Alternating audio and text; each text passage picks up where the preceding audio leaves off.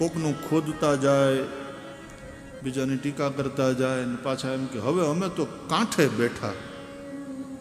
કાંઠે બેઠા એ વાત સાચી, પણ બીજાને ધક્કો મારવા. ऐसा जीवन किस काम का? उपयोगी बनो. जो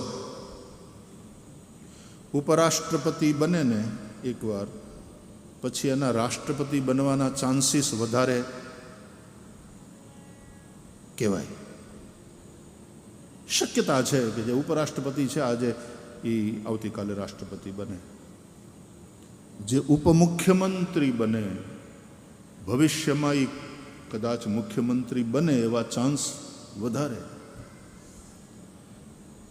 એમ જે ઉપયોગી બને એ યોગી બને એવા ચાન્સ વધારે.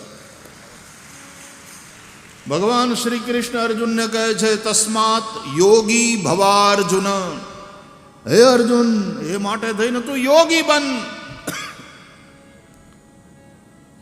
યોગી થવા માટે શું કરવાનું? ઉપયોગી બનવાનું. જીવો ત્યાં સુધી તમે તમારી ઉપયોગિતાને ટકાવી રાખો. જો ઉપયોગિતા ગઈ, ફેંકાઈ જાશો. આ દુનિયાનો દસ્તુર છે. ઉપયોગિતા ટકાવી રાખો. જે પણ ઉપયોગી નથી રહેતું ફેંકાઈ જાય છે. ઉપયોગી બનો. સમાજને માટે ઉપયોગી બનો.